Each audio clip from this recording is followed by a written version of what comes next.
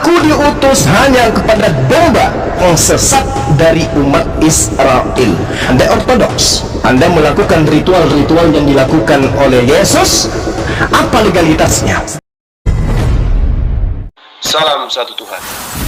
Sahabat dimanapun berada, saya mohon untuk mensubscribe, like, dan juga men-share channel kita ini. Bahwa Muhammad bertemu dengan Tuhan menerima perintah. Iya. Sholatnya ya.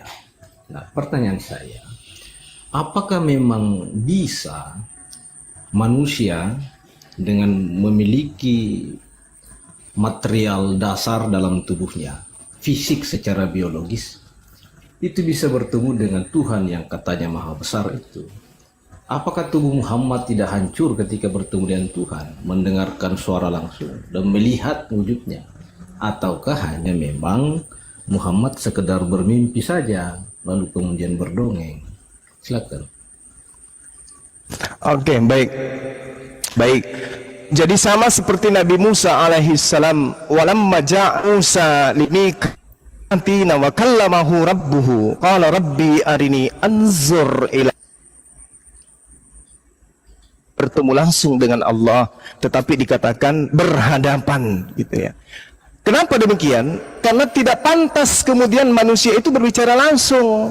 Tidak pantas kemudian manusia itu bertemu langsung dengan Allah, bertatap wajah langsung dengan Allah, itu tidak pantas. Kenapa demikian? Makanya Al-Quran mengatakan dalam surah Asy-Syura ayat 52, Allah subhanahu wa ta'ala menerangkan ayat 51, maaf, di situ diterangkan bahwasanya tidaklah pantas bagi manusia, termasuk Rasulullah Muhammad sallallahu alaihi wasallam, berbicara langsung kepada Allah kecuali melalui perantaraan wahyu dari belakang tabir atau dengan mengutus utusannya. Nah, Nabi Musa alaihissalam itu sama seperti Rasulullah, berhadapan langsung dengan Allah, tapi tidak langsung dengan wujud, tapi dengan tabir. Walamma ja'a Musa limiqatina wa kallamahu rabbuhu qala rabbi arini anzur ilaik qala lan tarani, kamu wahai Musa tidak akan sanggup melihat aku. Tapi Allah sedang berbicara langsung nih dengan Nabi Musa. Tapi apakah kemudian Nabi Musa mati? Tidak. Kenapa? Karena tidak melihat wajah Allah. Begitulah yang dialami Rasulullah Muhammad SAW. Jadi ada Nabi yang berhadapan langsung dengan Allah, tapi tidak face to face, dalam arti kata wajah wujud bertemu langsung, enggak. Yaitu Nabi Musa dan juga Nabi baginda Rasulullah Muhammad SAW. Makanya dikatakan di dalam Ulangan 18 nomor 18, kitabnya orang Yahudi yang diambil oleh agama ortodoks, dikatakan bahwa akan ada nabi yang sama seperti engkau wahai Musa. Aku akan membangkitkan seorang nabi yang sama seperti engkau Musa, berhadapan muka dengan aku, berhadapan dengan aku langsung perantara. Nah, yes. Allah subhanahu wa ta'ala sabar. Allah memberikan perintah kepada Rasulullah Muhammad sallallahu alaihi wasallam menerima salat tanpa perantara. Allah yang memerintahkan langsung salat itu. Assalamu alayka ayyuhan nabiyyu wa rahmatullahi wa barakatuh. Segala pemeliharaan dan pertolongan Allah untuk wahai Nabi. Begitu pula rahmat Allah dan segala karunia-Nya. Ini tanpa perantara. Allah langsung yang kemudian memberikan wahyu. Sama seperti Nabi Musa, Allah langsung yang memberikan wahyu kepada Nabi Musa. Jadi dua nabi ini sama-sama berhadapan langsung, tetapi tidak melihat wajah Allah. Demikian. Oke. Silakan kalau masih ada pertanyaan sebelum saya bertanya dengan satu pertanyaan. Itu kan ada dialog di situ ya. Assalamualaikum ayuhan nabiyyu.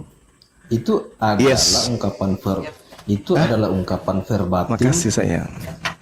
Ungkapan verbatim yang sifatnya materialistik.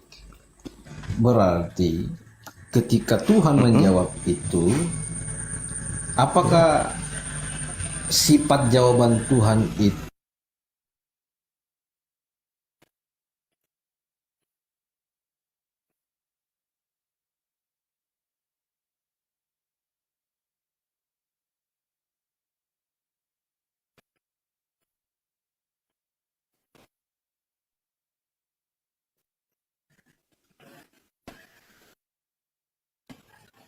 bagaimana mengajarkan sholat Nabi Muhammad itu?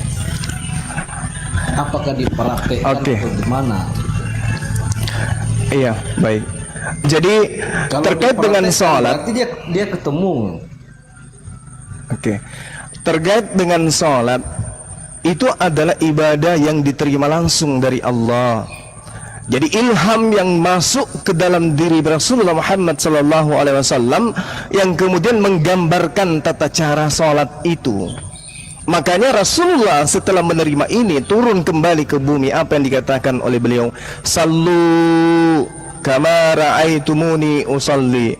Wahai kalian umatku, sholatlah kalian sebagaimana kalian melihat aku sholat. Jadi Rasulullah Muhammad SAW menerima perintah ini langsung dari Allah. Kalau misalnya dikatakan apakah Allah mempraktekkan? Allah bukan makhluk. Sekali lagi saya katakan Allah bukan, Allah Khalik, dan Rasulullah Muhammad SAW tidak melihat wajah Allah. Tetapi antara komunikasi dengan Allah tanpa melalui perantara antara Allah dan juga Rasulullah, itu tanpa perantara antara hamba dan kekasihnya, baginda antara Allah dan kekasihnya Rasulullah Muhammad.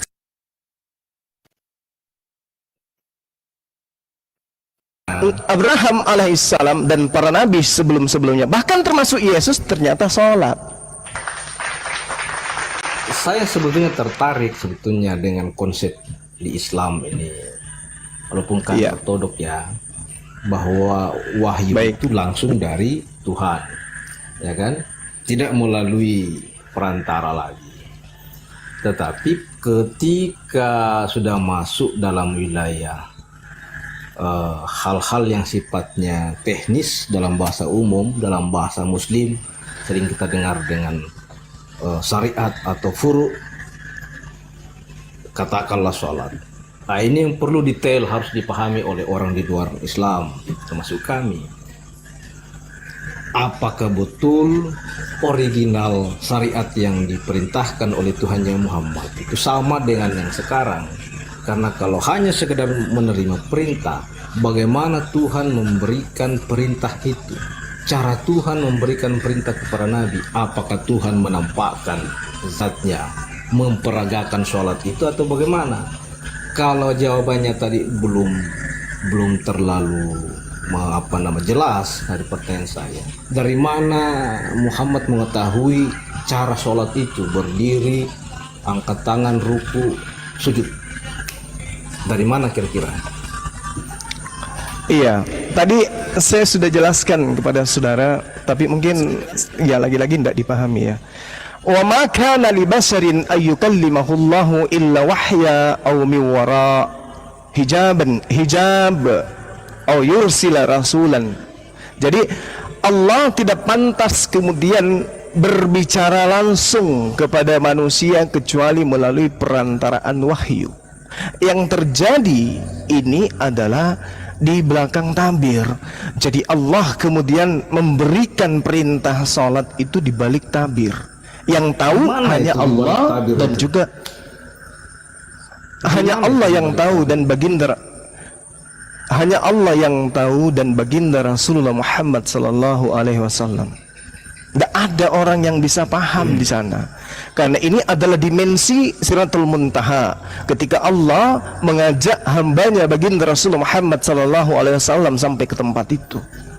Sama seperti Nabi Musa kemudian menerima. Apakah kemudian ketika dikatakan di Keluaran 33 nomor 20, tidak ada manusia yang bisa hidup melihat Tuhan? Itu data. Lalu Musa bertemu siapa kalau begitu? Kan dia bercakap-cakap. Dia bertemu dengan siapa? Itulah yang dimaksud di balik tabir. Illa wahyan aw min wara. Jadi ada pembatas antara esensi pencipta dengan esensi makhluk. Ada pembatas.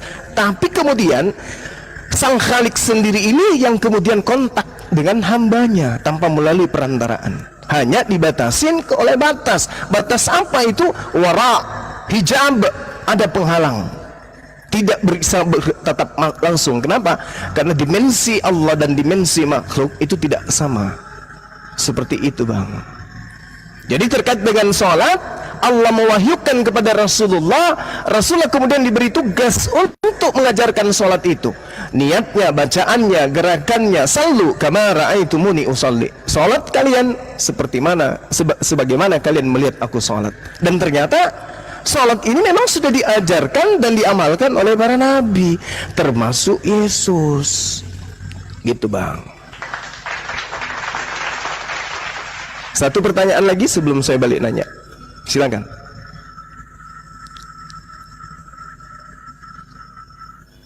Silakan Bang Tandi. Masih ada pertanyaan? Satu lagi disiapkan. Pertanyaannya buat Gurunda sebelum Gurunda bertanya. Balik. Silakan Bang Tandi. Bang Tandi. Oke, baik. Saya rasa pertanyaannya sudah sangat banyak. Gantian Gurunda yang Tidak bertanya. apa-apa. Oh, tengok. Enggak apa-apa. Bila bertanya nanti Gak apa-apa, tanya aja lagi jawab. satu. Itu mungkin Silakan. edukasi itu. Iya. Bahwa ketika umat Musa itu menerima perintah ibadah, itu identik cara peribadatannya mirip dengan Muslim. Namun secara secara tertulis Musa itu tidak menjelaskan bagaimana caranya dia menerima perintah itu. Coba buka di Bible, itu kesulitan kita menemukan bagaimana, apa dasarnya sehingga Yahudi melaksanakan ibadah di sinagog itu mirip dengan Muslim. Ketika kita geser sedikit, ketika Muhammad tadi, penjelasan Pak Suma ini mengatakan bahwa menerima perintah sholat itu dibalik tabir, begitu, yang membuat pertanyaan besar. Kalau dibalik tabir, ilmu apa yang digunakan Muhammad untuk merekam tata cara sholat yang diajarkan oleh Tuhannya? Karena nggak mungkin sekonyong-konyong itu Muhammad mengetahui tata cara sholat yang diperagakan hari ini, yang berdiri tegak, takbir, ruku, sujud dengan lengkap dengan baca-bacaannya. Apakah itu muncul dari pikiran Muhammad sendiri ataukah memang bisikan Tuhan pada saat di Sidratul Muntaha? Karena kan ada dialog di awal tadi ya, Assalamualaikum ya Nabiyyu. Namun kemudian Muhammad menjawab. Jawabannya gimana ya, kita nggak tahu. Apakah jawabannya Waalaikumsalam? Ya kan? Berarti ada dialog. Nah, selanjutnya pasti ada interaksi lagi, termasuk pada saat pengajaran tentang tata cara sholat itu. Sekian, silakan. Oke, baik. Jadi Allah memberikan petunjuk, memberikan ilham terkait itu. Ya, jadi ketika diberikan ilham kemudian maka Rasulullah Muhammad SAW dengan ilham itu mampu kemudian melakukan satu rutinitas ritual, yang mana rutinitas ritual itu kemudian menjadi satu kaidah di dalam menjalankan syariat Islam, yaitu sholat. Jadi ketika kemudian dikatakan sallu kama ra'aitumuni usalli, berarti Allah telah mengilhamkan kepada Rasulullah dengan tata cara demikian. Bagaimana cara Allah kemudian menyatakan salatnya harus seperti itu, kita tidak bisa menjelaskan sampai sedetail yang Anda inginkan. Kenapa? La yus'alu amma yaf'al. Allah yang memiliki pekerjaan untuk mengajarkan kepada hambanya Rasulullah Muhammad SAW. Sehingga Rasulullah kemudian merekam itu dan mempraktikkan itu dan mengajarkan itu. Legalitasnya jelas. Qul in kuntum tuhibbunallah, jika kalian cinta kepada pencipta langit dan bumi, fattabi'uni, maka ikutlah denganku, ikut cara salatku dan seterusnya. Nah, ini dari Allah kepada Rasulullah kepada kami umatnya, itu jelas, itu terinci gerakannya, bacaannya, dan tanpa keraguan. Sama seperti perintah ibadah kepada Nabi Musa. Nabi Musa punya ritual, Yesus punya ritual. Siapa yang dicontohkan? Yesus, Musa dengan gerakan-gerakan seperti itu, berdiri lalu ruku lalu sujud sampai ke lantai. Itu siapa yang dicontohkan? Ini pertanyaan yang seirama, tapi tidak usah dijawab ya, karena itu percuma. Giliran saya bertanya satu pertanyaan dan tolong dikembangkan dan dijawab dengan jujur seintelektual mungkin. Ini pertanyaan yang sangat sederhana dan sering saya ajukan kepada teman-teman Kristen, tapi mereka rata-rata hanya membual, berdusta, melilit lidah dan seutuhnya hanya seperti ular kobra yang sedang mendesis. Pertanyaan saya, Bung, sebagai ortodoks, Yesus mengaku di dalam Matius 15 nomor 24, aku diutus hanya kepada domba. Artinya domba itu adalah Bani Israel. Yeremia 50 nomor 17, Bani Israel. Yeremia 23 nomor 2 nomor 3, Bani Israel. Yeremia 31 nomor 31 sampai 36 hanya untuk Bani Israel. Nah, Yesus mengaku diutus domba itu adalah Bani Israel, Bani Yakub domba itu. Aku diutus hanya kepada domba yang sesat, bukan yang hilang, yang sesat dari umat Israel. Mau ortodoks kek, mau protestan kek, mau katolik kek, EGP, dengan itu semua. Yang jelas Yesus mengaku dia diutus hanya kepada domba dari Bani Yakub. Anda ortodoks, saya mau tanya Anda melakukan ritual-ritual yang dilakukan oleh Yesus, apa legalitasnya? Sementara Anda orang Indonesia, Anda bukan Bani Israel. Silakan.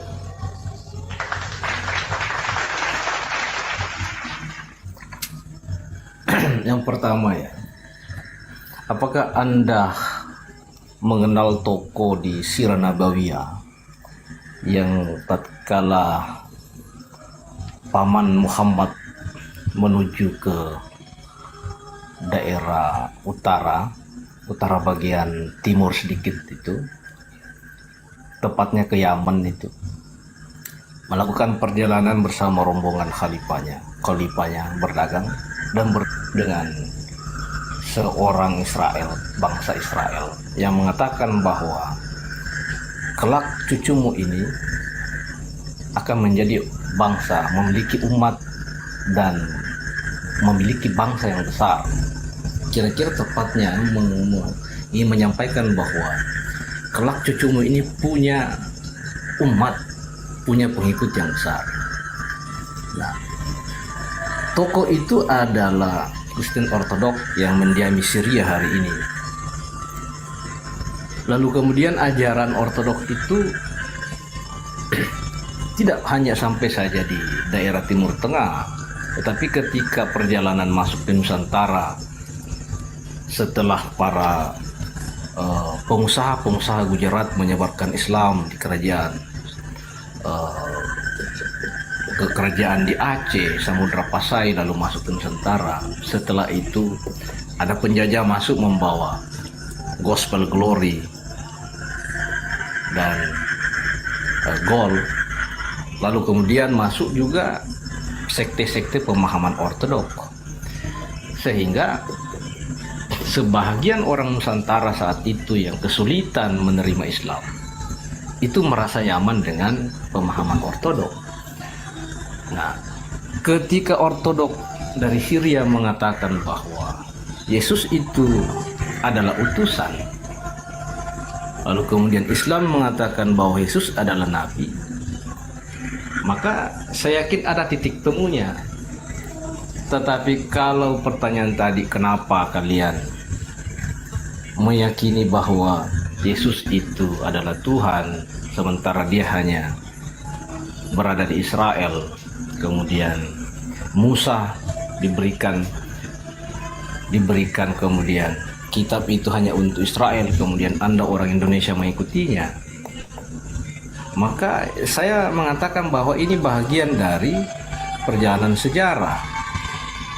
Nah, sehingga tidak bisa disalahkan oleh orang yang berpahaman hari ini, yang ada yang masih berpahaman pagan misalnya, yang dalam Islam pun juga masih ada yang sedikit-sedikit mencampurkan ajarannya dengan budaya Hindu dan sebagainya. Nah, yang saya maksud dari pernyataan saya ini adalah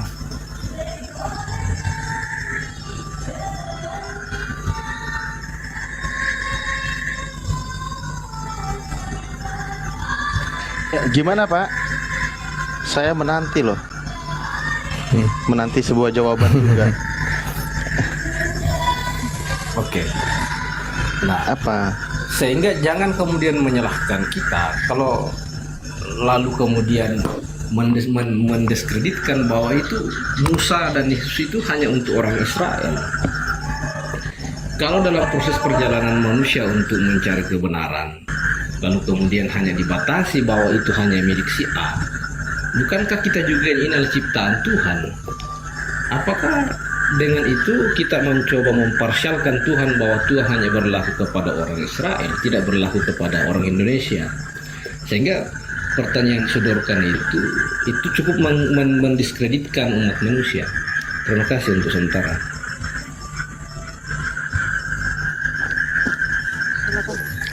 Iya, baik.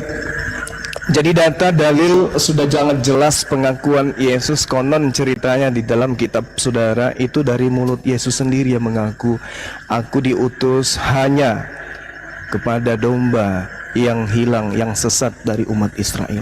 Jadi ada kata mono di sana dalam bahasa Yunani. Jadi mungkin saudara perlu membedakan dulu antara Yahudi Ortodoks dan Kristen Ortodoks. Kalau yang Anda maksud tadi itu, yang arah ke Yaman itu Yahudi Ortodoks, bukan Kristen. Kita itu berbeda. Ya. Nah, kemudian ketika kita berbicara agama Yahudi, dalam hal ini Ortodoks Yahudi atau Yahudi Ortodoks, di mana ini adalah sebuah cabang dari agama tradisional milik Yahudi yang kemudian membuka diri, ada yang sifatnya modernitas atau sekularisasi.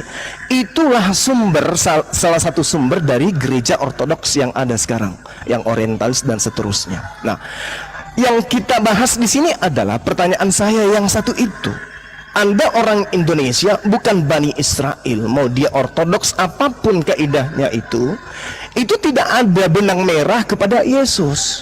Karena Yesus mengaku hanya diutus kepada domba. Domba ini Bani Yakub. Aku diutus hanya kepada domba, hanya diutus kepada Bani Yakub. Bahkan kalau kita lihat secara histori dengan sudut pandang Bible, dikatakan bahwa ketika ada seorang perempuan Kanaan atau seorang wanita Kanaan atau seorang Samaria dan seterusnya yang percaya kepada Yesus nih, sesaman percaya kepada Yesus. Jadi dia menang 2 poin. Percaya kepada Yesus, yang kedua sesaman dengan Yesus, berjumpa dengan Yesus, berkomunikasi langsung dengan Yesus. Tuan, kata wanita itu, mohon sembuhkan anakku. Apa kata Yesus? Tidak patut roti diberikan kepada guguk. Roti yang disiapkan kepada anak diberikan kepada anak. Di sini apa? Bani Yakub. Yesus datang untuk Bani Yakub, disiapkan untuk Bani Yakub. Tidak cocok, tidak pantas diberikan kepada guguk non Yahudi. Tidak pantas. Apa kata wanita itu? Benar Tuhan, tapi bukankah guguk makan sampah yang jatuh dari meja tuannya?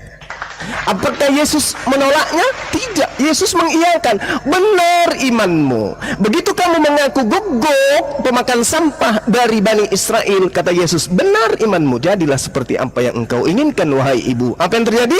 Anaknya sembuh. Orang yang sesaman Yesus pun, beriman kepada Yesus pun, stempel di jidat diberikan oleh Yesus hanya disebut sebagai guguk. Apalagi yang ortodoks yang muncul belakangan ini. Makanya saya katakan kepada saudara, mau seindah apapun gerakan sholat Anda, tefilah yang Anda lakukan, dan apapun itu yang Anda coba uraikan tentang agama Anda, itu tidak ada benang merahnya kepada Yesus. Sangat disayangkan. Jadi ibarat ada sebuah kampus nih ya, 1 menit. Ada sebuah kampus, murid mahasiswanya menggunakan alma mater merah, mata pelajarannya olahraga, matematika, fisika dan seterusnya. Kemudian ada sekelompok orang di luar kampus juga make baju alma mater warna merah, belajar matematika, fisika dan seterusnya, tetapi tidak terdaftar di kampus itu. Sepintar apapun dia, secantik apapun dia melakukan satu gerakan-gerakan yang sama dengan mahasiswa yang ada dalam kampus, dia tidak akan pernah ikut ujian dan dia tidak pernah akan dapat mendapatkan ijazah. Itulah ortodoks. Tidak akan pernah mendapatkan pengakuan dari Yesus, sebab Yesus hanya diutus kepada domba atau Bani Israel saja. Ini menyedihkan Bang, menyedihkan. Ya, tapi mana tahu Anda punya ilmu yang bisa Anda uraikan di sini bahwa ada loh ortodoks dengan Yesus itu ada kesinambungan. Coba Anda tunjukkan saya, silakan.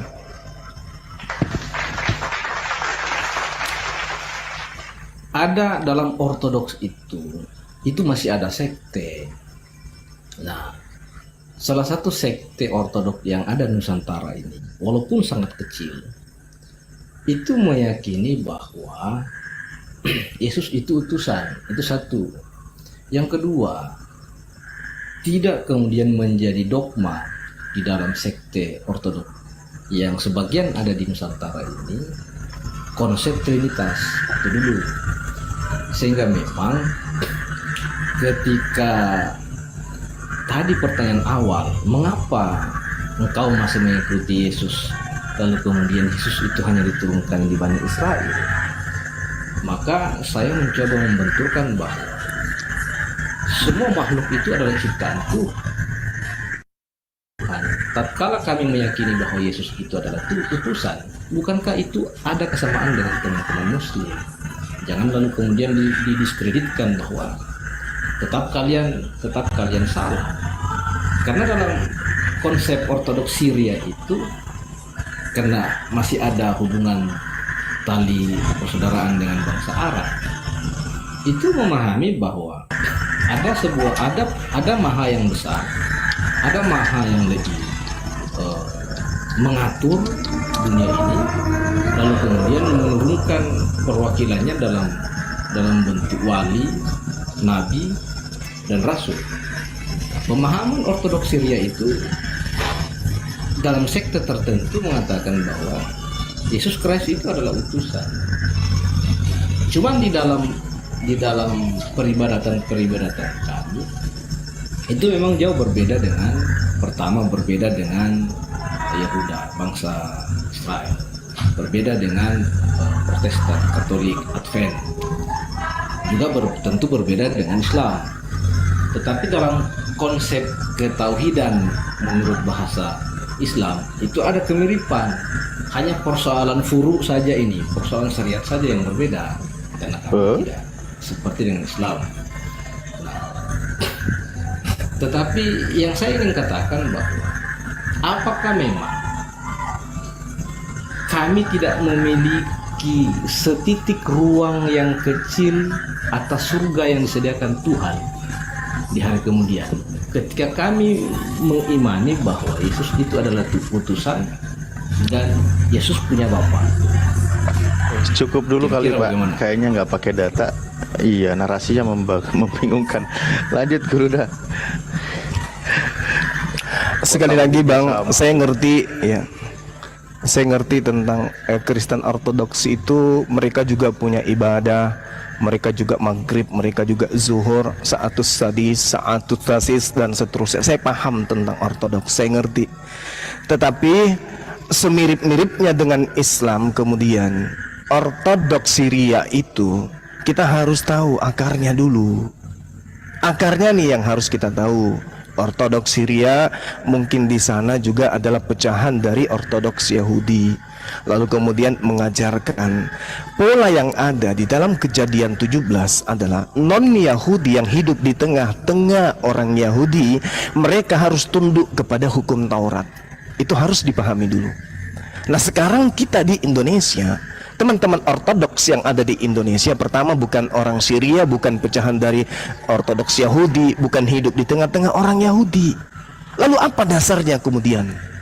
Nah ini dia. Ketika kemudian Yesus mengatakan, aku diutus hanya kepada domba yang hilang dari Bani Israel. Al-Quran juga menarasikan tentang sosok manusia yang kami sebut Nabi Isa. Wa isqala Isa bin Maryam, ya Bani Israel, inni rasulullahi ilaikum. Aku diutus hanya kepada kalian, wahai Bani Israel. Dan Rasulullah tidak pernah melakukan penelitian tentang itu.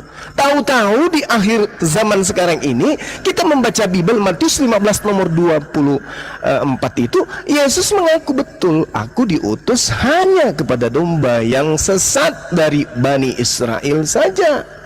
Al-Quran menarasikan Nabi Isa untuk Bani Israel, kami beriman. Yesus hanya untuk Bani Israel, Anda tidak beriman. Ini payah ini Bang. Nah, kami umat Islam tidak sah keimanan kami kalau kami tidak beriman kepada sosok yang datang tanpa ayah, yang datang mengajarkan Bani Israel kembali kepada hukum Taurat, di mana untaian apa yang termaktub terhadap pesan-pesan beliau kepada Bani Israel kami sebut dengan hikmat Injil. Muatannya, cakupannya adalah dimensi Torah. Tidak pernah dimensi Filipi, dimensi Roma, Galatia, itu nggak pernah. Tapi dimensi pengajaran Yesus, muatan dan cakupannya adalah Taurat. Itu yang kami imani. Lagi-lagi di zaman sekarang kami belajar Bible, ternyata Yesus memang tidak mengajarkan perjanjian baru. Yesus disibukkan dengan kitab para nabi, disibukkan di sinagoge beliau pada hari Sabat di tempat kelahirannya mengajarkan kitab Nabi Yesaya dan seterusnya, Taurat, Mazmur dan seterusnya. Dan pernah mengajarkan surah-surah Paulus. Gitu Bang. Nah, lalu kemudian ketika kami beriman kepada sosok ini, artinya kami mau tidak mau harus beriman bahwa memang bagi Bani Israel, bangsa pilihan Tuhan pada masanya, Allah mengatakan dalam Al-Quran, inni ma'akum, aku pencipta langit dan bumi bersama dengan Bani Israel. Hanya Bani Israel pada masanya. Yang di luar Bani Israel dianggap Abu Dasarah, termasuk wanita tadi yang disebut guguk dan seterusnya. Nah, yang jadi permasalahan sekarang adalah umat Islam beriman kepada oknum tersebut melalui baginda Rasulullah Muhammad SAW, di mana baginda Rasulullah Muhammad SAW tatanan pengutusannya litubayyina linnasi, untuk seluruh umat manusia, sedangkan Yesus hanya untuk Bani Israel. Dan saudara saya mengaku sebagai orang yang beriman kepada kepada Yesus dan mengaku sebagai pengikutnya dan seterusnya dengan sekte ortodoks tadi.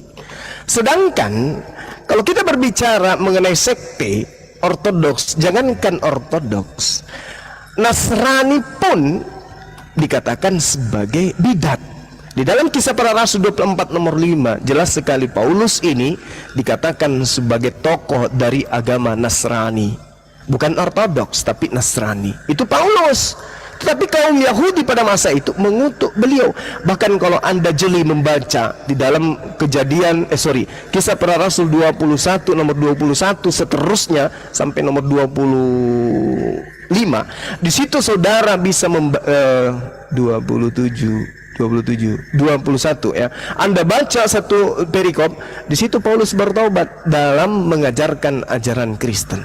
Bertobat dia, tidak lagi mengajarkan ajaran Kristen di data yang ada di Kisah Para Rasul 21 tersebut.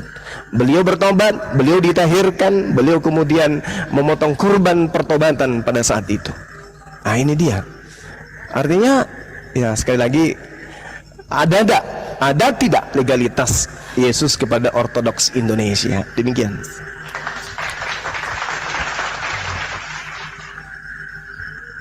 Silakan Pak Tandi.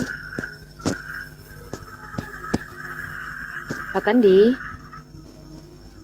ini Otin yang di bawah tolong typing ya, pengen naik gitu, biar ada yang bantuin Pak Tandi gitu. Pak Tandi, monitor. Edit please, oke edit please.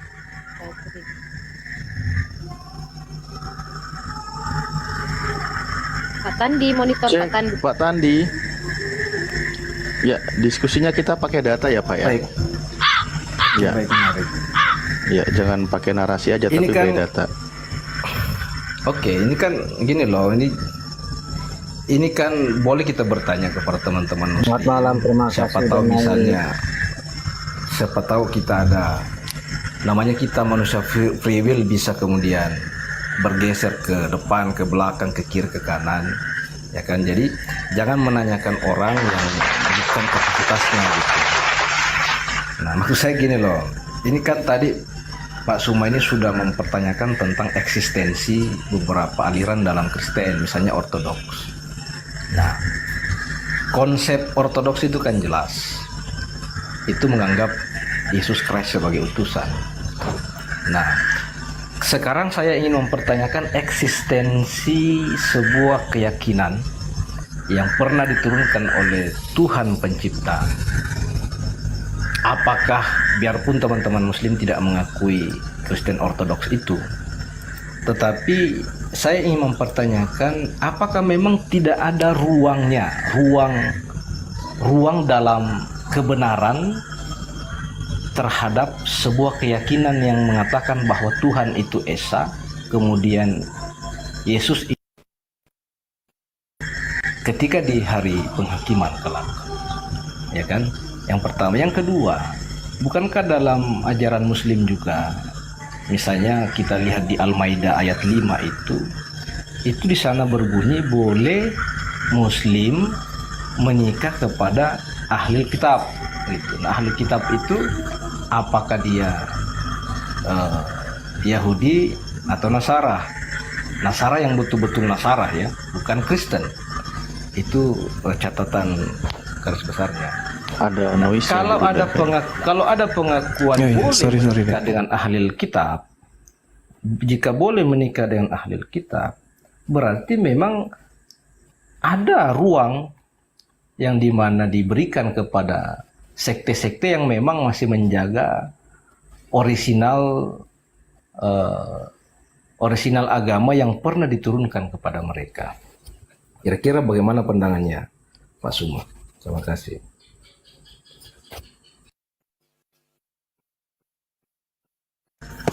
Oke, masih noise deh tempat saya. Tindak lift, teman-teman yang lain. Ya kalau sambil bicara noise. ketimpa lah, aman. Oke. Jadi memang di dalam Al-Quranul Karim diterangkan ya dalam surah Al-Maidah, wa ta'amul ladina utul kitaba. Di situ Allah Subhanahu wa taala menerangkan makanan sembelihan orang-orang yang diberi Alkitab itu halal bagimu, dan makanan kamu halal pula bagi mereka, dan dihalalkan mengawini wanita-wanita yang menjaga kehormatan di antara orang-orang yang diberi Alkitab sebelum kamu.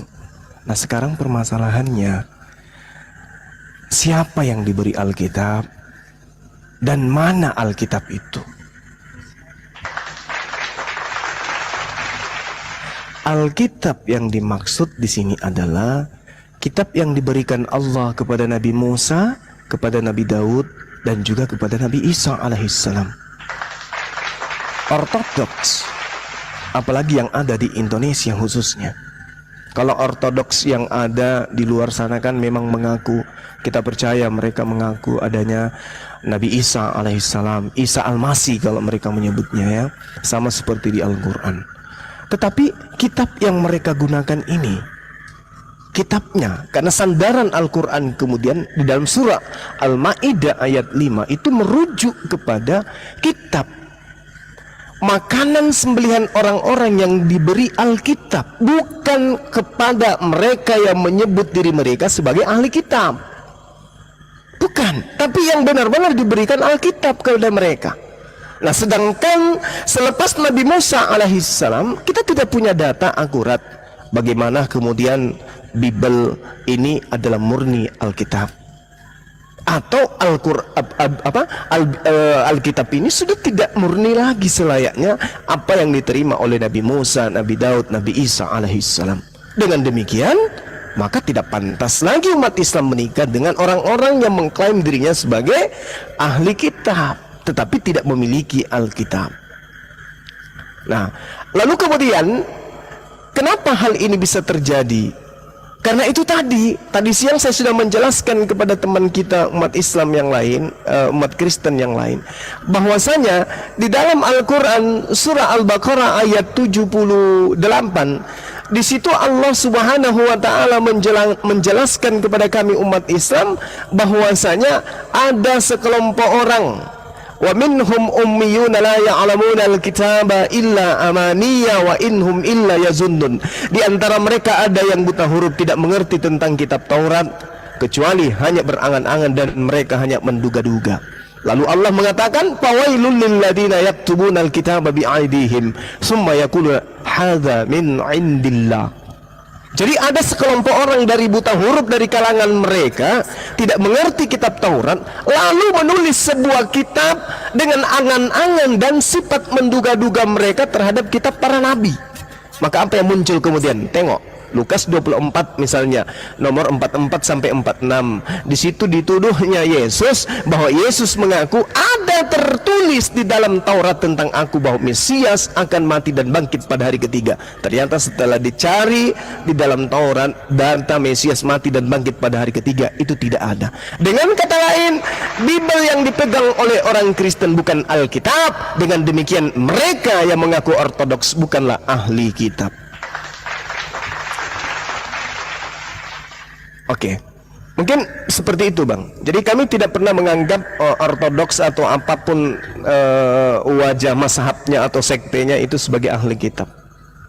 Kalau mengaku sebagai pengikut ahli kitab mungkin, tetapi kalau pemilik daripada kitab yang diwahyukan oleh Allah berupa Alkitab kepada Nabi Musa, Nabi Daud dan juga Nabi Isa, 100% kami tidak percaya itu. Makanya Al-Quran menarasikan, 1 menit mohon izin, Al-Quran menarasikan dengan sangat jelas, laqad kafaral ladzina qalu innallahu wal masih ibnu Maryam.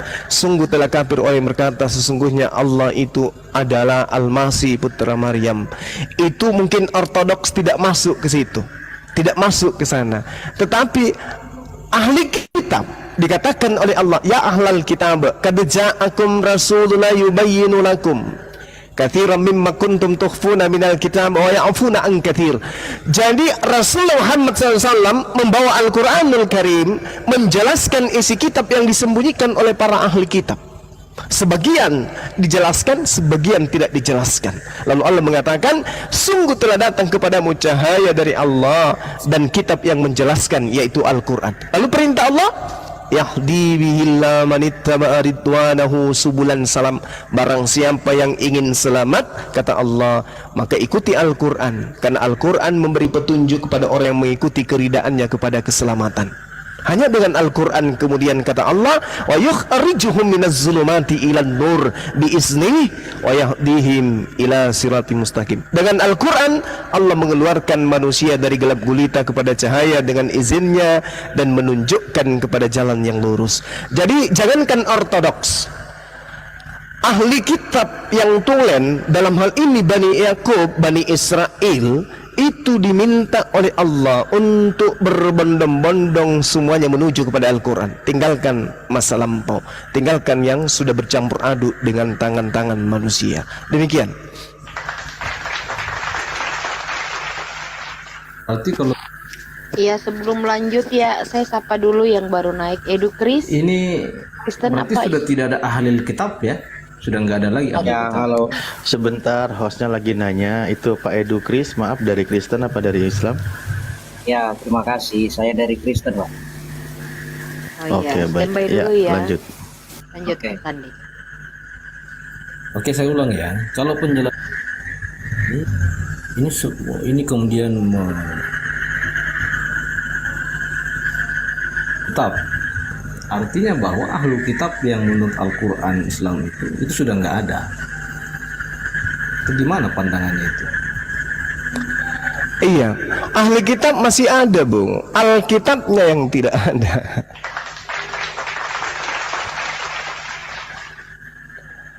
Oke? Bagaimana Pak Tandi? Wah, itu yang agak susah dipahami. Ahli kitab itu keturunan Nabi Musa alaihissalam. Mereka ahli kitab, diantaranya orang Farisi, orang Saduki. Mereka itu adalah ahli kitab. Keturunan Israel, Yehuda, mereka ahli kitab. Orang-orang Lewi, mereka ahli kitab. Keturunan Benyamin, mereka ahli kitab. Tapi Alkitab yang dimaksud ini adalah kitab yang didatangkan Allah kepada Nabi Musa alaihissalam, kepada Nabi Daud alaihissalam, kepada Nabi Isa alaihissalam. Mana kitab-kitab itu? Masih ada? Tak ada. Jadi yang dipakai sekarang oleh Yahudi itu apa, itu bukan kitab apa? Ya, itu kitab. Tapi apa yang menjadi jaminan kemudian bahwa itu yang diterima oleh Nabi Musa alaihissalam? Apakah dari Nabi Musa sampai ke Esra, sampai kepada orang-orang yang hidup di abad pertama, ada yang menghafal secara sanad, mata rantainya sampai si fulan membacakan ke si fulan, si fulan membacakan selayaknya Al-Quran? Atau ada yang menuliskan? Singkat sekarang, Yahudi itu apakah masih sebagai ahlul kitab dalam pandangan teman-teman Muslim? Ya, mereka adalah ahli kitab, Oke. keturunan daripada Bani Israel. Iya. Yang harus Mereka pemilik Pak Suma kitab. tahu Ulangan 30, Ulangan 33 nomor 4. bahwa ortodok yang kami paham itu menggunakan PL, bukan menggunakan. Apa tuh, Bang? PL. Terima kasih. Perjanjian lama, Pak. Iya, sip. Iya. Iya, dari Septuaginta yang diterjemahkan pada abad ketiga sebelum Masehi. Ortodoks Syria itu berdirinya kapan tahu?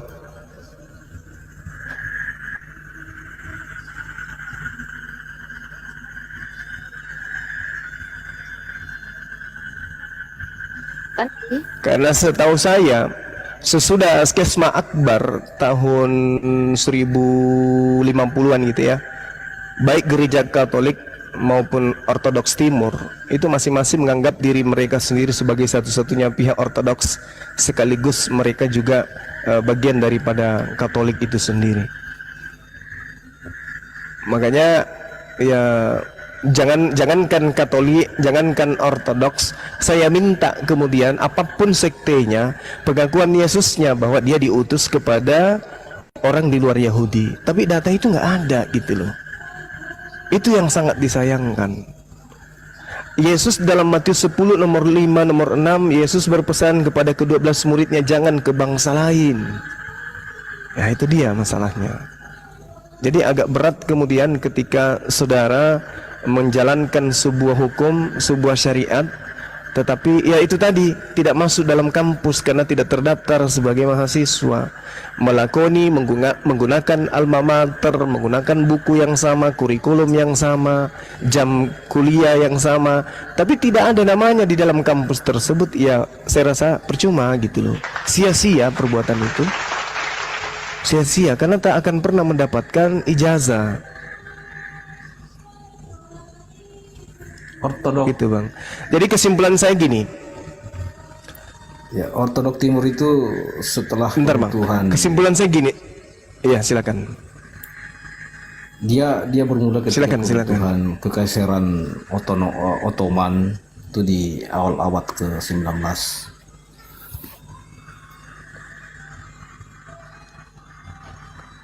Nah itu dia. Kalau kan masih banyak nih, saya yakin teman-teman kita 3.000 orang ini nggak tahu tahun berapa tepatnya ketika berbicara abad ke-19 itu bang.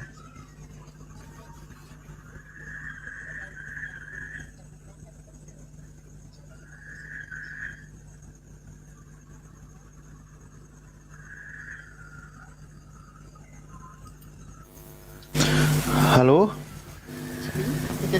Aduh, gimana sih Bapak ini diskusinya kayaknya kurang semangat ini. mungkin jaringan Ustaz. Enggak, perasaan. Berpindah ke Edukris dulu. Ustaz, gimana? Iya. Ya, jadi kalau berbicara abad ke-19 berarti Ortodoks yang Anda maksud itu berbicara sekitar tahun 800-an. Yesus datang di abad pertama mengatakan dirinya diutus hanya kepada domba yang hilang dari Bani Israel. Inilah yang saya katakan, mahasiswa yang tidak terdaftar di kampus tidak akan pernah lulus mendapatkan ijazah bang. Oke, ada lagi mungkin. Terima kasih Saudara Tandi. Mungkin kita bisa lanjut di sesi berikutnya, di hari-hari berikutnya dengan materi dan sajian yang berbeda. Mungkin dari teman Kristen yang lain silakan dengan tema yang berbeda supaya tidak monoton kita. Biar materi-materi keilmuan kita bertambah, edukasi bisa makin jelas di antara anak bangsa. Silakan. Siap, Gurunda. Kita sapa dulu Edukris. Halo. Selamat malam, host. Selamat malam. Ya. Maaf. Edukris mau memilih tema atau bagaimana? Lanjut aja. Ada Saya yang mau hanya ditanggapi dari pemaparan saya ini? mau menanggapi Oh. aja. Saya hanya mau menanggapi. Oh iya. Mau menanggapi ya, silakan. Nah, yang pertama itu tanggapan saya ingin penjelasan dulu. Ketika Bang Suma mengatakan Yesus hanya diutus ke Bani Israel, itu landasan yang digunakan itu yang mana? Apakah ayat-ayat yang tadi disebut, misalnya perkataan-perkataan Yesus di dalam Matius, dalam dalam kitab yang kami pakai, atau landasannya dari Al-Quran? Itu dulu, saya ingin tanya itu dulu Bang. Silakan Bang. Landasannya dulu. Baik. Siap. Makasih Bang atas pertanyaannya. Jadi kalau di Islam itu Nabi Isa alaihissalam itu diutus hanya kepada domba yang hilang dari Bani Israel. Dan juga dikatakan bahwasanya Nabi Isa alaihissalam itu diberi tanda kenabian, ya, tanda kenabian. Dan kemudian tanda kenabian ini diperuntukkan untuk diperlihatkan kepada Bani Israel. Itu yang terjadi kemudian di dalam Al-Quran. Wa isqala Isa bin Maryam ya Bani Israel inni rasulullahi ilaikum. Itu pernyataan Nabi Isa. Jadi dia diutus hanya kepada domba yang sesat dari Bani Israel.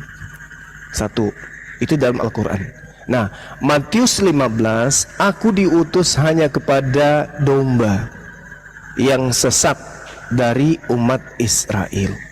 Jadi dua kitab ini mengajarkan bahwa oknum yang lahir tanpa ayah di tengah-tengah Bani Israel ini dari seorang perawan mengatakan dirinya diutus hanya untuk domba Israel saja. Silakan. Berarti Anda Tolong Bang Tandi tolong di mute dulu Bang Tandi. Noise. Lanjut. Oke, terima kasih Bang. Berarti Anda mau mengatakan Anda mendasarkan statement ini berdasarkan ayat Quran dan ayat dalam Injil Matius. Bible. Yes. Injil Matius. Yeah. Oke. Bagaimana kalau saya meminta supaya Anda pilih salah satu? Baik. Soalnya begini, kalau Anda bicara dari ayat Bible, berarti saya berasumsi Anda harus menerima seluruh ayat Bible yang kami punya, dan saya akan menjelaskan. Oke, baik, sip. Bagaimana? Oke. Kita bicara ayat Bible aja, nggak usah buka Al-Quran. Iya, bagaimana? betul. Oke, Karena ya? kalau berbicara mengenai Al-Quran, Al-Quran menjelaskan in huwa illa abdun amna alaihi wa ja'alnahu mathalan li Bani Israel. Hanya untuk Bani Israel saja. Al-Quran jelas. Nah, sekarang kalau Bible, silakan Anda uraikan bahwa ada pengakuan Yesus untuk non-Israel. Oke. Anda membuka dari Matius tadi. Coba kita lihat dari ada juga misalnya Yohanes 10 ayat 16. Iya. Dalam Yohanes 10 ayat 16, Yesus sendiri Domba di luar berkata, kandang. Oke, sip. iya, ada domba-domba lain. Oke, Ya. baik. Lalu yang berikutnya, sebelum Yesus naik ke surga, dia mengatakan, pergilah, Beritakan jadikanlah Injil semua bangsa. menjadi murid. Semua Baik. bangsa. Ya, berarti 28 iya, Matius 8 Matius nomor 28 ayat 19-20 ya. Berarti kami memahami memang Yesus awalnya diutus pada Bani Israel, tapi kemudian ada domba-domba lain di luar Bani Israel, dan kemudian Yesus pun memerintahkan para pengikutnya bahwa mereka harus memberitakan tentang Dia kepada segala bangsa. Berarti tidak hanya terbatas Bani Israel. Lalu kemudian Kisah Rasul pasal 1 ayat 8 juga sama. Mulai dari Yerusalem, Yudea sampai ke ujung bumi. Silakan. Oke, baik. Yang pertama yang harus dipahami dulu terkait dengan domba. Jadi ketika Yesus berkata ada lagi domba-domba lain yang bukan dari kandang,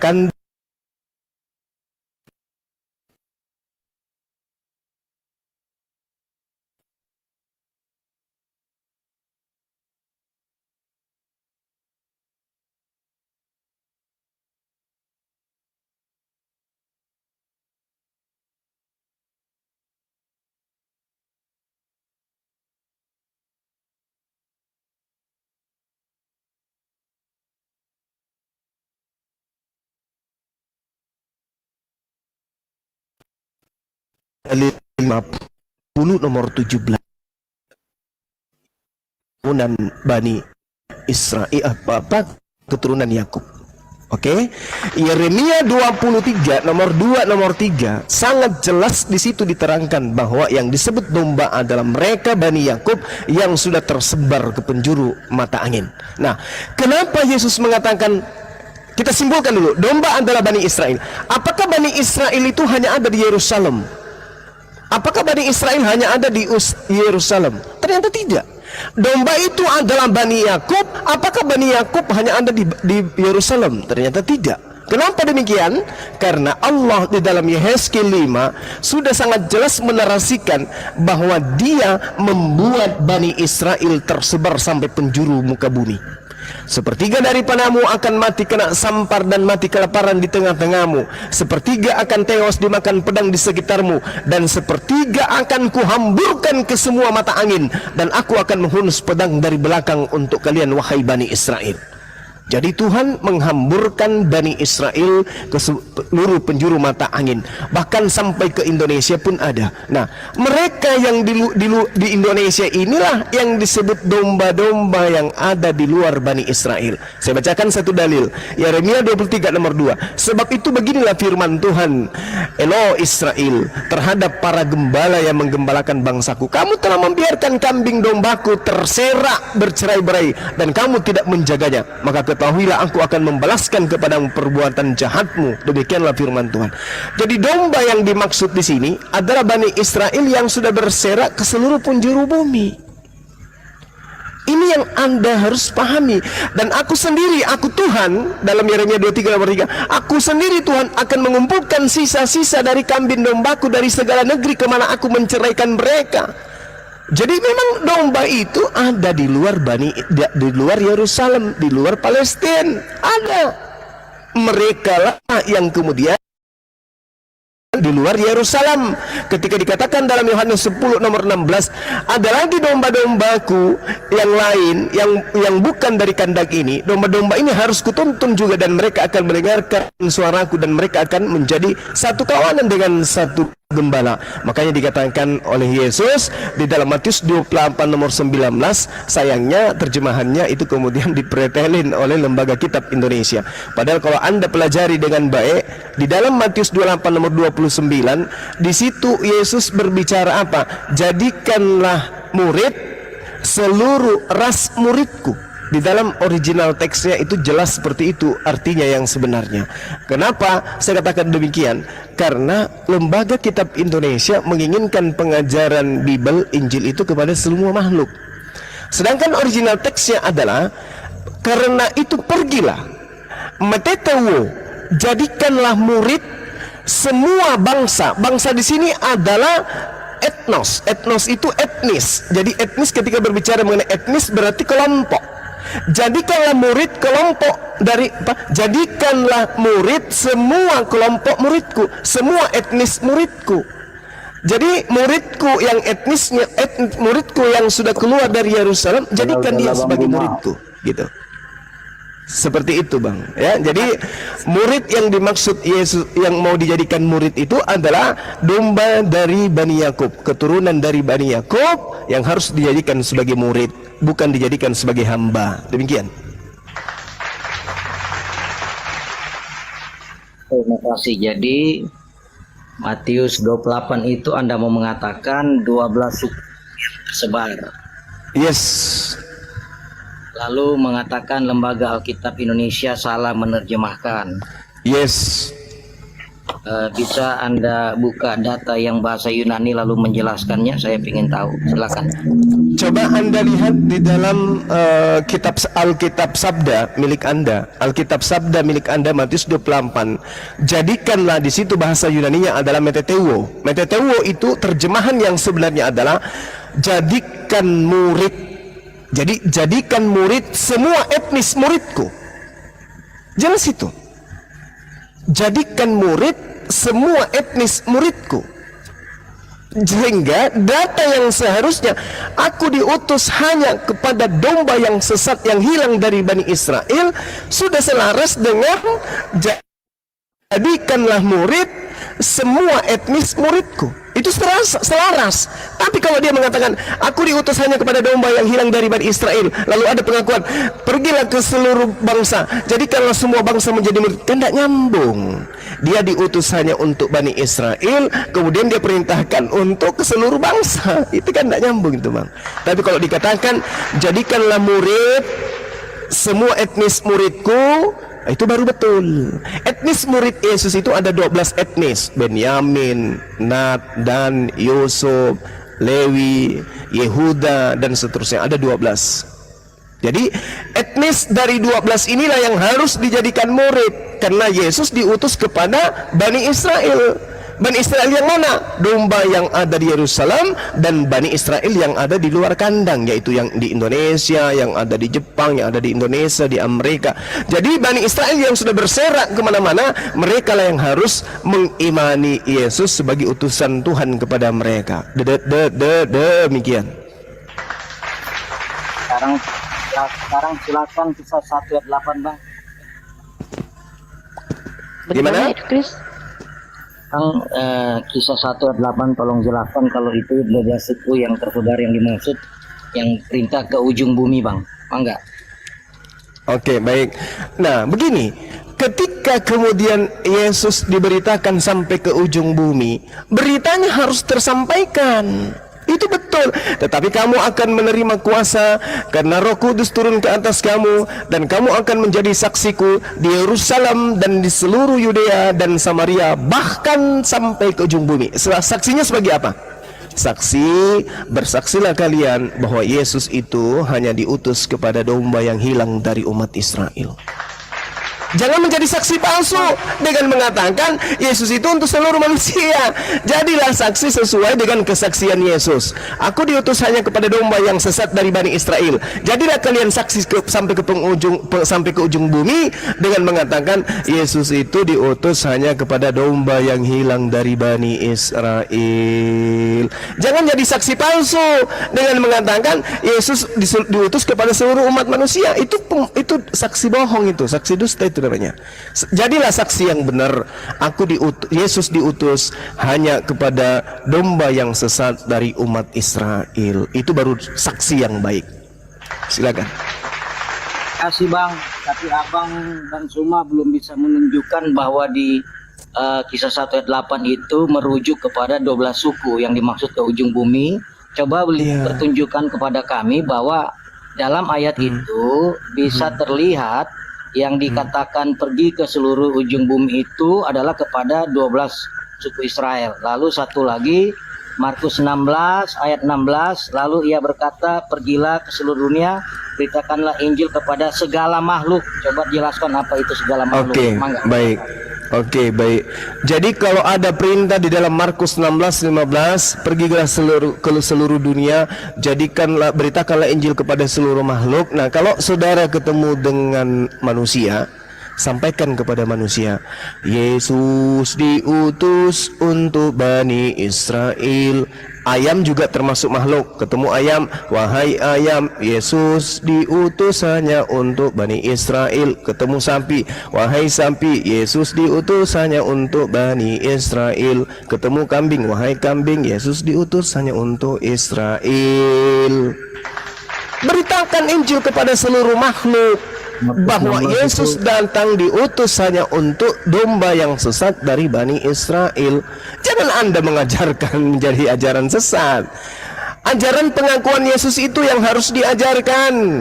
Ketika Yesus mengatakan aku hanya diutus kepada domba yang sesat dari Bani Israel, beritakan itu kepada seluruh makhluk sampai ke ujung bumi. Yesus mengaku dengan mulutnya sendiri, dia diutus untuk domba yang sesat dari Bani Israel. Dah selesai. Anda belum bisa memperlihatkan bahwa teks-teks itu merujuk kepada 12 suku, tapi nggak apa-apa. Nah, misalnya kemudian di kitab Roma dikatakan baik Yahudi maupun Yunani, ya, Injil akan menyelamatkan mereka. Jadi menurut Roma pasal 1, ya, Yahudi maupun Yunani akan diselamatkan melalui berita Injil itu. Artinya Injil itu berlaku untuk non-Yahudi juga. Silakan. Yes. Saya kan sudah jawab tadi. Jangankan untuk non-Yahudi, untuk ayam, kambing, sapi pun, kalau dia bisa beriman nih, andai mereka bisa beriman bahwa Yesus diutus hanya kepada domba yang hilang dari Bani Israel, mereka juga bisa selamat. Sayang saja sapi tidak bisa beriman kepada pemberitaan Injil yang demikian itu. Saya bacakan ayatnya, Roma 1:16. Gimana? Aku diutus hanya, aku Yesus berkata, Iya, silakan. Saya baca ya Bang, gini. Silakan. 11. Silakan. Sebab Suaranya hilang Bang. Halo. naikkan lagi. Halo. Iya. Dengar? Iya, halo. Ya. Roma 1 Loh, ayat halo, 16. halo, iya. Roma 1 ayat 16. Sebab Ya. aku mempunyai keyakinan yang Siap. kokoh dalam Injil, karena Injil adalah kekuatan Allah yang menyelamatkan setiap orang yang percaya, Pertama-tama orang Yahudi, Yahudi. tetapi juga orang Yunani. Tetapi Artinya juga orang Yunani. Injil juga untuk orang Yunani, Bang. Iya, Ya kan, oke. Bang? Oke, pertanyaan saya. Yang punya keyakinan ini siapa? Roma 1:16, sebab aku mempunyai keyakinan yang kokoh dalam Injil. Ini siapa yang ngaku seperti ini? Yesus Baik, kan? Bang, saya jawab. Sebentar Iya, ya, jangan siapa? dipotong ya, Bang. Siapa, Pak? Tadi kita sudah sepakat, Abang mau bicara ini dari kitab kami, oke? Kalau Abang Iya. protes Iya, ini makanya- sudah makanya benar. saya tanya, Bang. Sebentar, Bang. Maka aku Aku bilang jangan potong mempunyai dulu, Bang. keyakinan. Bang, jangan potong dulu, Bang. Makanya aku Karena bilang tolong jangan potong. pertanyaan Jangan saya potong Anda dulu, tidak Bang. jawab. Bang, jangan Aku potong dulu, mempunyai Bang. Bang, keyakinan. jangan- Yang mempunyai Bang, keyakinan jangan di sini potong. siapa? Bang, iya aku mau jawab, Abang jangan potong dulu. Aku udah bilang tadi, di awal kita sudah sepakat kita akan berbicara tentang ayat-ayat yang tertulis di dalam kitab Ya, kami. memang sepakat. Nah, Memang kalau sepakat Abang kita. protes itu, Abang mengatakan Saya tidak protes, sah. saya bertanya, yang mengaku aku mempunyai keyakinan ini siapa? Ini tulisan Rasul Paulus, Bang. Oke? Bukan saya tidak tanya ini tulisan siapa. Saya tanya yang mempunyai keyakinan kokoh dalam Injil ini siapa? Paulus, Bang. Rasul Paulus.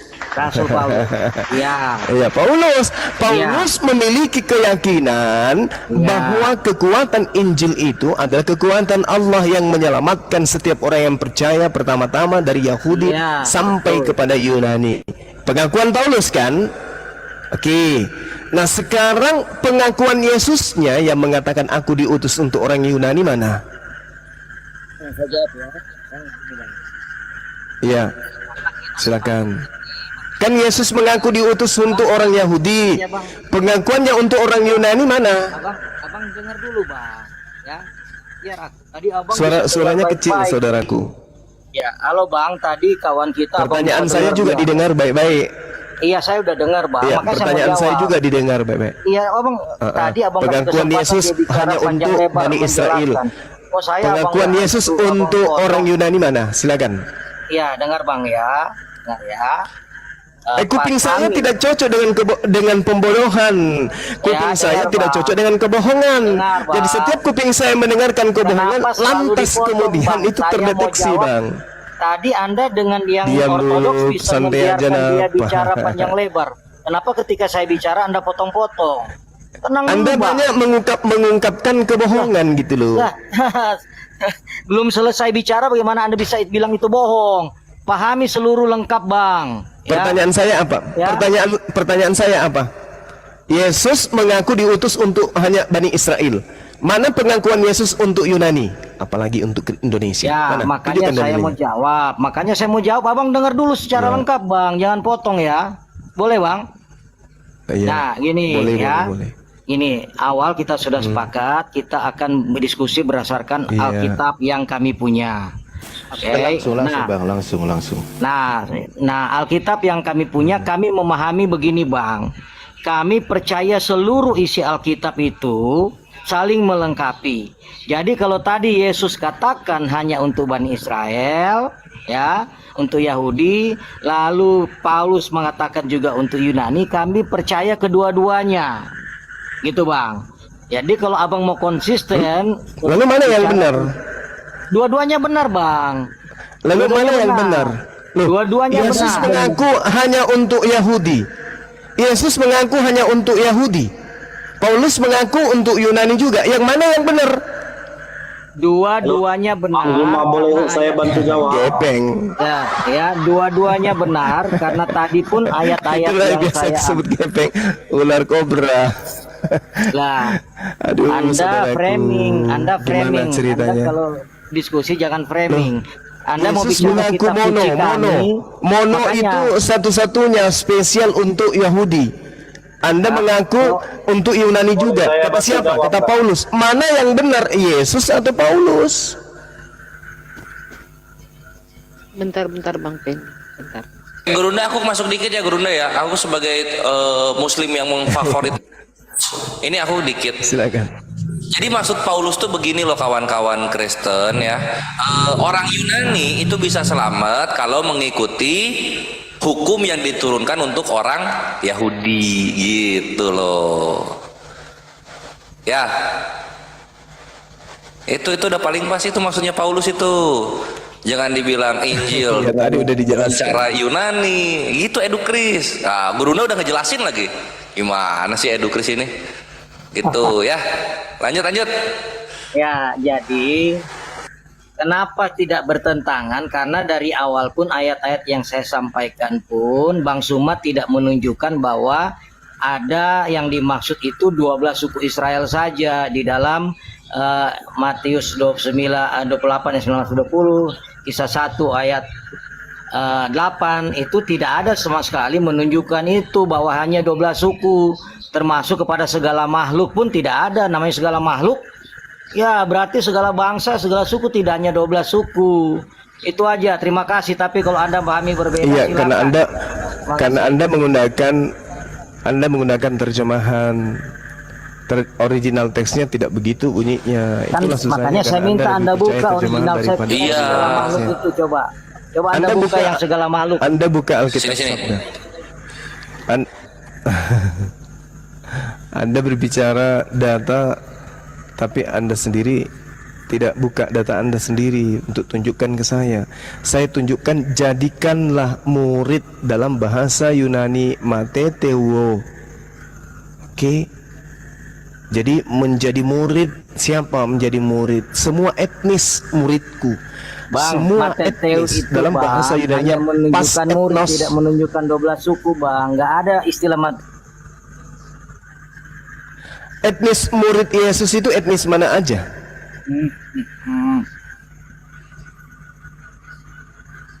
di Etnos teks dalam itu, coba. bahasa Yunani itu. Abang ngerti bahasa Bangsa. Yunani ya, Bang? Abang ngerti bahasa Yunani ya? Setidaknya data yang ada dalam Bible itu saya ngerti, saya paham. Abang berapa lama belajar bahasa Yunani, Bang? Yunani koin ya, Bang? Mungkin 600 tahun lebih kala Paulus barangkali. Sudah, berarti debat kusir nih. Terima kasih ya, Bang ya. Debat kusir nenekmu kiper. Kamu minta data mana? Yesus mengaku hanya untuk domba, yang hanya untuk Kau Yunani aja mana? masih Untuk umur orang ini mana? 100 tahun, kau sudah belajar 600 tahun, itu namanya Nah, itu dia. Berarti akal Anda ada sisi di mana akal Anda berfungsi. Ada Nggak ya? usah ngeles. Sisi akal Anda itu berfungsi. belajar Yunani. Sekarang coba kita Salah. deteksi. Saya mau katakan Ketika salah. berbicara mengenai hal-hal di luar Bible, otak Anda berfungsi. Ketika berbicara hal-hal Bible, otak Anda jungsang langsung.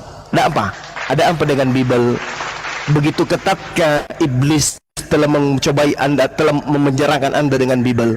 Saya tanya kepada saudara kan, Yesus mengaku, aku diutus hanya kepada domba yang hilang dari umat Israel. Dalil ada, Matius 15 nomor 24. Saya tanya, mana dalil pengakuan Yesus untuk orang Yunani? Apa yang Anda sajikan? Surat Paulus.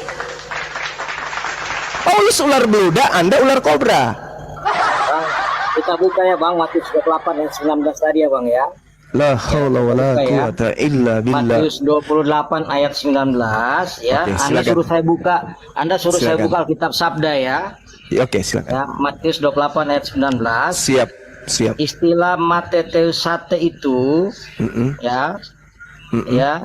Itu CONJ 300 ya. 300 apa yang dikatakan di sana? 300 ya. Apa bahasanya? Ya, maksud saya Anda paham nggak tentang grammarnya Yunani, Bang? Aku cuma Allahu Anda Akbar. dulu. Satu kata mateteu itu saja, itu terjemahan Indonesianya dua dan tak terpisah dua kata itu. Jadikanlah muridku. Semua pas etnos. Oke? Coba Anda perhatikan itu. Makanya kalau dikatakan jadikanlah murid, semua etnis muridku, cocok dengan pengakuan Yesus bahwa aku diutus hanya kepada domba yang hilang dari, yang sesat dari Bani Israel. Kata mana yang Cocok. menunjukkan 12 suku, Bang? Kata mana yang menunjukkan 12 suku di situ, Bang? Etnis gambar. Iya, Etnis silakan. itu etnos bang, tidak Nah, menunjukkan gini jumlah jumlah. mungkin Edukris nggak ngerti bagaimana Yahudi itu menggunakan bahasanya gitu. Jadi Yahudi itu kalau menggunakan kata am lalu kemudian ditambahkan mem menjadi amim, itu artinya segala bangsa Yahudi. Tapi kalau menggunakan kata goy lalu kemudian ditambahkan mem menjadi goyim, itu artinya segala bangsa non Yahudi. Ini kok noise ya? Cek. Nah, Situ kan contohnya tulisnya misalnya etnos. iya makanya kita lihat dari Yahudinya dulu gitu. Kita lihat contohnya misalnya di Keluaran 19:18. Keluaran 19 nomor 8. Seluruh bangsa itu menjawab bersama-sama, segala yang difirmankan Tuhan akan kami lakukan. Apakah seluruh bangsa termasuk dengan Yunani dan Amerika? Kan tidak, kan gitu. Nanti ada lagi misalnya di sini. Yesus 10. Yosua 10 juga itu ada segala bangsa, itu kan merujuknya ke Israel lagi gitu loh. Jadi di sini benar Gurunda, segala bangsa di sana masuknya ke bangsa yang 12 suku Israel. Iya, Keluaran 19 nomor 8 gitu loh. Begini loh bang, abang-abang. Apalagi Alkitab itu satu kata yang sama aja, ketika dia berada di ayat yang berbeda, maknanya bisa berbeda bang. Oke? Tergantung konteksnya bang. Contoh, aku kasih contoh. Abang baca di Alkitab itu ada kata singa. Ya, kata singa itu bisa 3 artinya bang. Singa itu kalau lihat konteks yang satu bisa berarti iblis mengaum-ngaum seperti singa. Singa yang lain bisa mengandung arti Tuhan Yesus ketika konteksnya singa dari Yehuda. Singa yang satu lagi bisa berarti singa secara terlek, binatang yang namanya singa bang. Jadi istilah etnos itu jangan kalian pikir istilah yang sama dalam ayat-ayat yang berbeda itu maknanya harus sama. Itu aja pembelajaran buat kalian ya. Makasih.